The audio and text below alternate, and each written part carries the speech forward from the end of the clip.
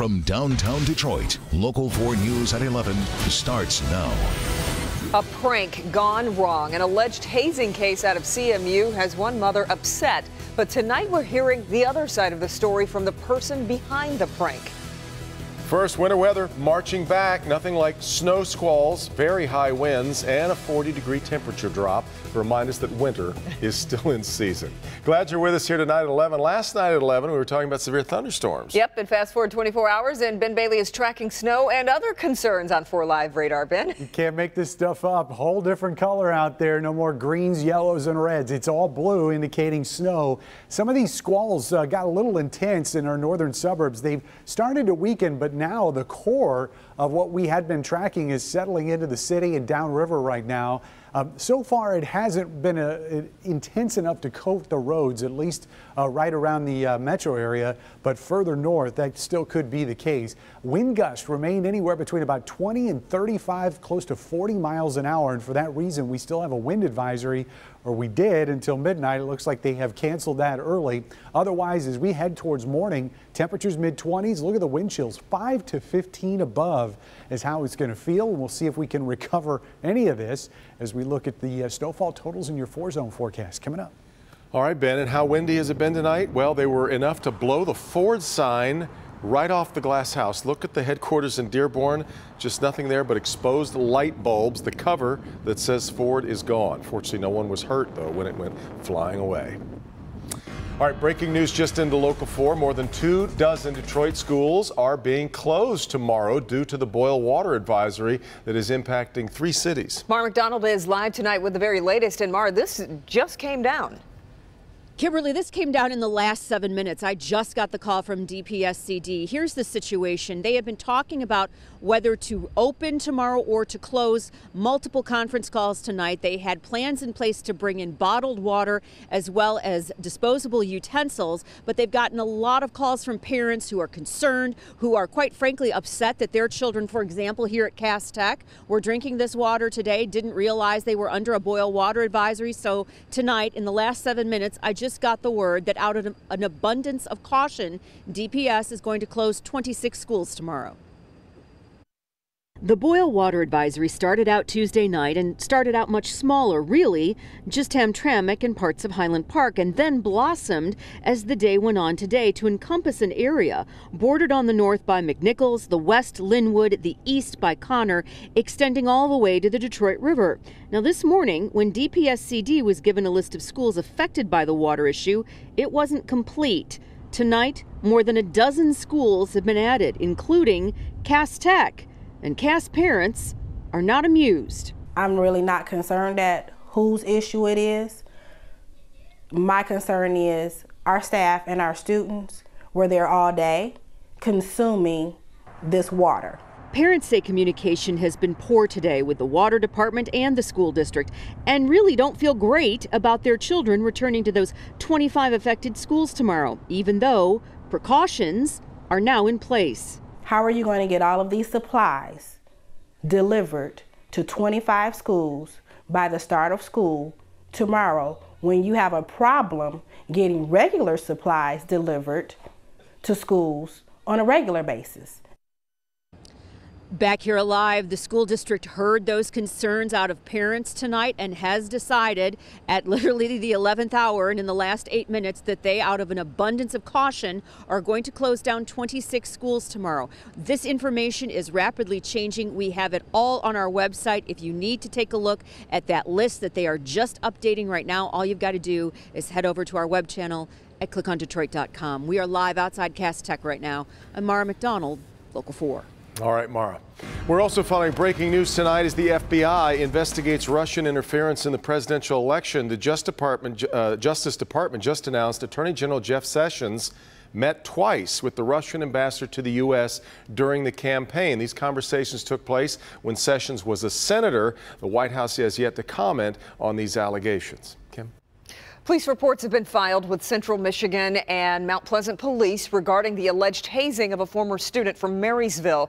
His mother, who declined an interview today, posted this picture of him after someone put peanut butter on his face, causing that allergic reaction. But the student who did this says it has been blown way out of proportion, and he's talking only to Local 4's Jason Colthorpe. The incident happened here at this would-be frat house in Mount Pleasant in the fall. But the young man it happened to didn't tell his family about it until yesterday. When his mom saw that picture, she was furious and immediately went public. This is what Teresa Seeley's son looked like after he had peanut butter smeared on his face when he was passed out at an off-campus frat house. She wrote on Facebook, "He has a deadly peanut allergy and could have been killed." She immediately notified the university. We really take these things very seriously. So our CMU Police Department, as well as our Office of Student Conduct, responded immediately. CMU says the fraternity in question was closed in 2011 because of other hazing incidents. We really got rid of them from campus as a registered organization because they were doing things that we don't agree with as a university. We stopped by the Alpha Chi row house and actually spoke to the student who did this. Without identifying himself, he and the other guys here say it was not hazing, it was a harmless prank. It was just a joke, and we were just trying to be funny, just guys hanging out. And we used peanut butter to put some on his face. We didn't know he was allergic, just another thing being funny, being college students. The guys here also tell me they offered to pay for his medical bills. And we're sorry to his family that just being funny went out and looked like we were trying to be violent. We were not trying to harm him in any sense. The victim in all this left Central after just one semester here, but the guys at Alpha Chi Rho say it wasn't because of this incident. They say he got a tennis scholarship to another school.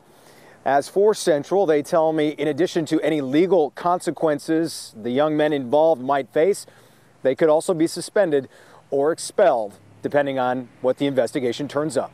In Mount Pleasant, Jason Colthorpe, Local 4. All right, Jason. Since the news at 6, we've learned more about the young men accused of raping a fellow high school student on the west side of the state. 6 suspects in Van Buren County, all of them 17 and 18 years of age. They're accused of sexually assaulting a girl between the ages of 13 and 15. 5 of those 6 turned themselves in. They were arraigned. They've been released on bond. They're due back in court next week. It's hard to imagine what she's going through. Today, the mother of the 4 children killed in Dearborn Heights faced their killer, her ex-husband. Faith Green addressed Gregory Green before he was sentenced. Last year, he killed his 4- and 5-year-old biological children. He then shot his 17- and 19-year-old stepchildren, forcing their mother to watch. He also slashed the mother's face with a box cutter and shot her in the foot. There's no punishment that fits the crime. Not even torture and death would be justice. Your justice will come when you burn in hell for all eternity for murdering 4 innocent children. Gregory Green was sentenced to at least 47 years in prison. He won't be eligible for parole until he's 97 years old. Detroit's East Riverfront will be transformed into a premier spot for businesses and parklands. Plans for the blighted area unveiled this evening, basically extending that beautiful river walk even further up to the east side. There'll be public parks where private developments had been scheduled to be built, storefronts, businesses as well. Jefferson Avenue is going to undergo a redesign to make it more bike and pedestrian friendly, kind of like another piece of the DeQuinder Cut moved to the east side. All of it taking place over the next 3 to 5 years, taking something that's been amazing and making it amazinger. It's going to be so nice. It's really something, yeah. All right, no one wants to wait too long for their tax refund, but there's something you could be doing to delay them, the mistake many are making when filing. Also, an officer dragged when a traffic stop turns violent. Why was this driver running from police? Karen? We're taking you behind the scenes of canine training with the Oakland County Sheriff's Office. It's a way of crime fighting. Every day is a training day. You get to see up close. They look for recent human odor. The training, the loyalty. We call it group obedience. Behind the scenes with the canine unit. It's a Defender's Special Report coming up next. All right, Karen, and we want to remind you of our breaking news story. If you have students in Detroit public schools, 26 schools are now closed tomorrow because of that boiled water advisory. We posted the list of those schools on our homepage of clickondetroit.com. We'll be right back.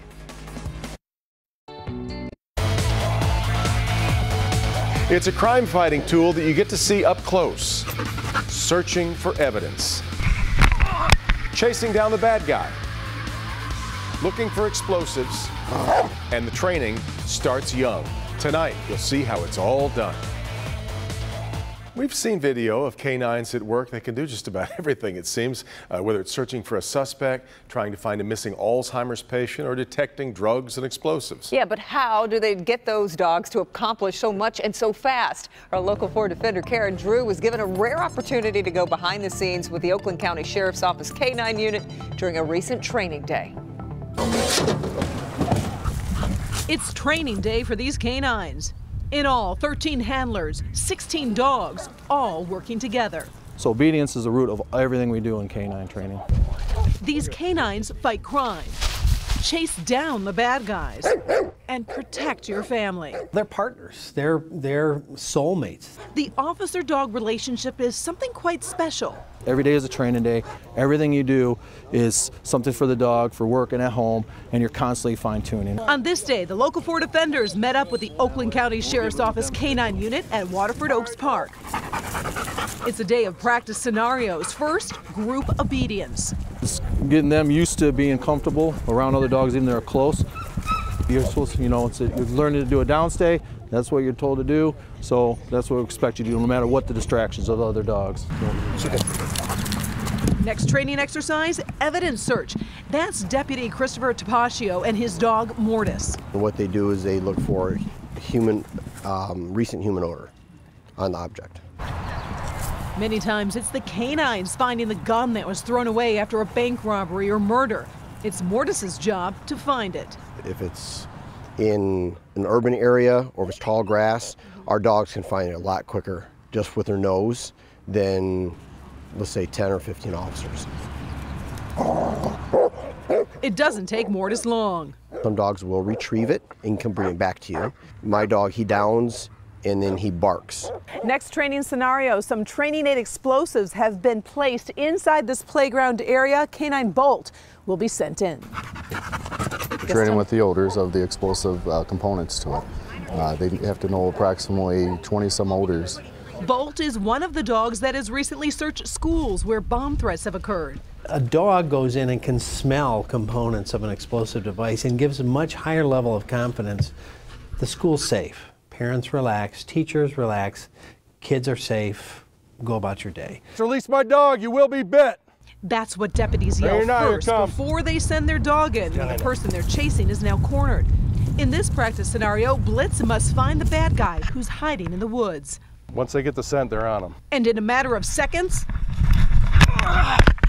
so whether the bad guy is hiding or in this practice situation where the bad guy jumps from a car and starts to take off, the canines practice jumping out of a cop car and chasing them down. It's all about practice, practice, practice. Teach them to go after somebody, to protect ourselves, to protect them, and to also protect other people. So afterwards, most of the time, they all say, well, I thought I could get away from the dog, and it doesn't usually happen.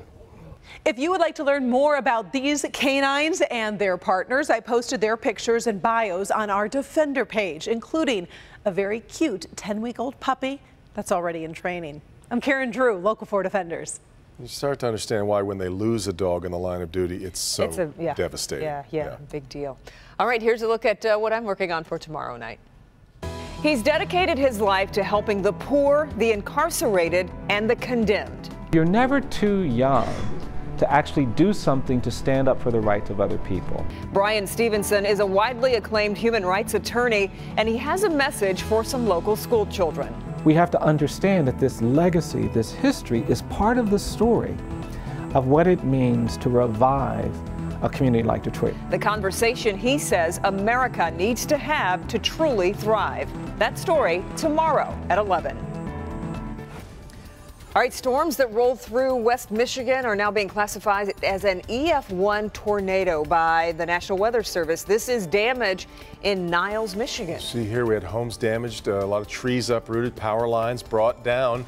The National Weather Service says a total of 3 tornadoes, in fact, touched down within 21 minutes in Cass County. Winter tornadoes, which we've just seen kind of all over the place this last couple of months. We were very concerned about that, mainly near the state line as they got over closer to us. Thank goodness we missed that. Now we just have to worry about the snow. Which we have right now. We do. Let's take a look at the radar. The broader picture shows that this is starting to wind down. We didn't ever think this was going to be a major event. We really thought about 5-6 hours, and that's probably what it's going to end up being. Once we get past midnight, this stuff is going to wane pretty quickly. Looks like there's just one more very thin, organized line that's going to roll through here. And then once that exits, we will be done with the snow. In fact, we took a look here at 96 and Evergreen, and just not enough to even coat the roads. It looks like some of the ground may have a few flakes on it, and that's about it. Otherwise, we will be seeing dry conditions overnight, but temperatures continuing to drop. In fact, we're 30 at Metro, but look at how many places are in the 20s already, and we've still got a ways to go. Compared to yesterday when we were in the 50s, those numbers anywhere from about 17 degrees cooler in Grosse Ile to 32, 33 degrees colder in Howell and Pontiac tonight. So as the snow comes to an end, we will be seeing dry conditions overnight. That'll take us into tomorrow morning's commute. Maybe a little bit of sunshine, but the clouds should start stacking up just a little bit more as we get into the afternoon. And really not a whole lot of difference in look or feel as we get into Friday and Saturday. It's going to be tough to rule out a flurry at any time on Thursday and Friday, but generally most of the days are going to be dry. 26 tonight, snow showers coming to an end. Even though the wind advisory has been lifted, we still have sustained winds of 15 to 25 miles an hour overnight, so it is going to be noticeably breezy. You factor that in with the cold we're expecting, and look at these wind chills as we start out tomorrow morning. Even though air temperatures are going to be in the 20s, this is how it's going to feel stepping out the door. 11 in West Bloomfield. City of Detroit, you're going to be at 14 degrees. Our south zone, you'll have some of the mildest wind chills, and even those are going to be between 13 and 17 tomorrow. There will be some single digits in the west zone is one of those spots. Fenton, Milford, Clarkston, less than 10 degrees is how it's going to feel when you step out the door tomorrow. And our wind chills in our north zone, a lot of single numbers out there, especially once you get north of Macomb and Rochester Hills. But we will warm up in the afternoon to temperatures above freezing, so got that going for us. We'll be in the mid to upper 30s here, and again, after some sunshine, we'll bring some clouds in for the second half. 7-day forecast have temperatures in the 30s all the way through Saturday. We'll see a spike there at the end of the weekend. That'll carry into early next week as we finally get those temperatures above average. But before you say woe is me, I did want to show you something out here. That is Hawaii. Most of that is rain, but those 2 little dots there, that's a blizzard warning. Hawaii? How about it? In Hawaii. That makes sense. We get tornado warnings. They're getting a blizzard warning. You know what? And there's none in the 48 states, just Alaska and Hawaii. Amazing. The world's coming to an end. It's got to be. Oh, my goodness. All right. Well, it's something that maybe a lot of us have wondered about, just how much urine is in a swimming pool. Scientists have figured it out. I don't know if you want to know, but we know, and we'll have the answer in just a minute. All right, and a police officer dragged by a driver during a traffic stop. Why the man behind the wheel sped off. If you were a lover,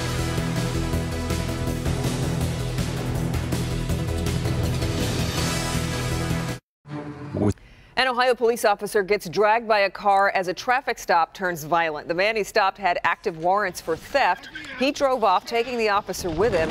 Dashcam video here shows the chase as the van weaves in and out of traffic.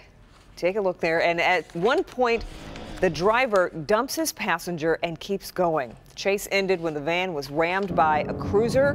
The officer suffered minor injuries. It is tax season, and state treasury officials say there is something you can do to get your refund more quickly. If you file the old-fashioned way, don't staple your tax documents. You can go to Staples, but don't use Staples. Staples tend to rip or cause holes in the records, and that requires staff to take extra time, so they have to rescan and then process the documents. So use a paper clip, a binder clip, or a rubber band instead. If you have tax questions, you can call our Help Me Hank phone bank tomorrow afternoon. We'll have financial experts here who can help you out right as we get into the fun It's a tax season of the year. A former Boy Scout leader appeared in court today accused of inappropriately touching a 12-year-old boy. 37-year-old David Radecki is charged with criminal sexual conduct, accosting a child, and indecent exposure. Radecki posted bond but remains on a tether. We've enjoyed passing this update on today. Baron the dog will wake up tomorrow morning and is forever home. The Rottweiler was found in January by the Michigan Humane Society. You may recall his nose, ears, and tail had been cut off. After weeks of treatment, Baron has been adopted. A reward is still being offered, a big one, about $40,000 for information on who hurt him. Scientists are confirming your grossest fears about pools. They say that chlorine smell is actually the chemical mixed with urine. A research team measured the artificial sweeteners carried in people's urine in pools across the country, and they found the average backyard pool has 2 gallons of pee in it. Researchers say it's a myth that chlorine kills urine. Once somebody uses the bathroom, the only way to remove it is to replace the water altogether, which, as we know, rarely happens, if ever. Yeah. Whee! Unless it's a number 2, then the water goes. Well, if we're going there, might as well go all the way, right?